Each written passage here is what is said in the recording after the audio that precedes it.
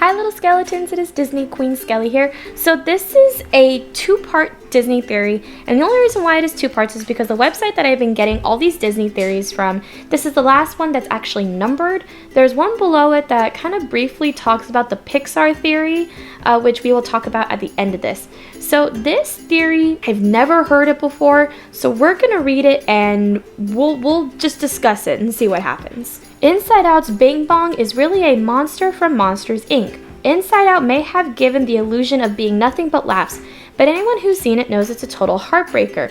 The saddest part of the movie is easily when Bing Bong sacrificed himself so Joy can save Riley, and even though it was completely necessary, a little piece of you died inside. But if this theory is believed, that gut-wrenching moment isn't as sad as it seems.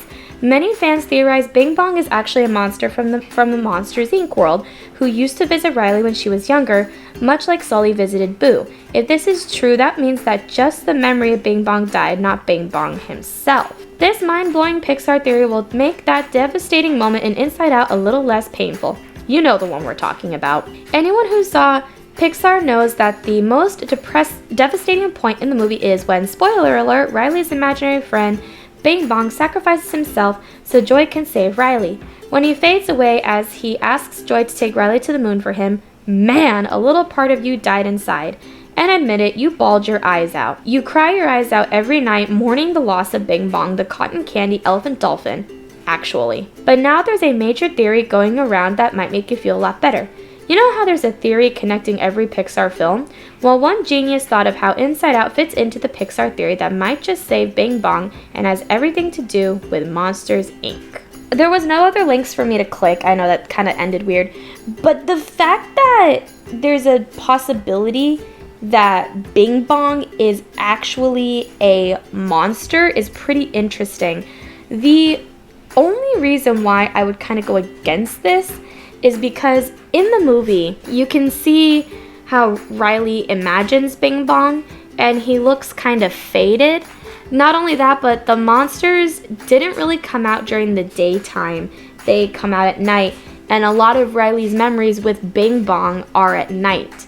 So if he is a monster, the only way I can really see this working is if he appeared to her at night to take care of her, and then her little tiny kid brain made him an imaginary friend. Thus, that's why we see Bing Bong during the daytime. That's really the only way I can go about this. If you guys have any other information or any other scenarios, you can put them down there in the comments. Now we're going to get to what they think about the Pixar theory.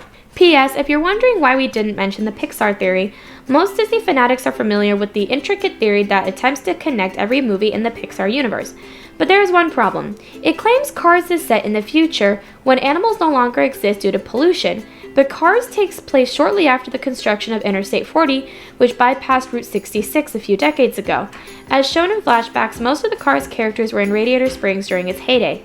Most cars don't last 20 years. So it's unlikely they'd survive from the mid-20th century all the way into a dystopian future. So here's the thing. Yes, I can see where they're coming from, but at the same time, I don't know if Interstate 40 is an actual interstate. I know Route 66 is an actual route. I thought they were gonna go since I'm gonna backtrack because my train of thought is going left, right, that way, everywhere. Okay, most cars don't last 20 years. That's true. But also understand, these are movies. These are kid movies. And if we're gonna go based off of logic, there are so many holes that we could poke in the Pixar theory. I mean, Boo teaching herself magic, monsters existing, I think, due to evolution or something. I don't know how. I don't really remember the full thing of the Pixar theory. I have to look into that and remember it again because I remember reading about it once and I was like, oh, this is a cool theory.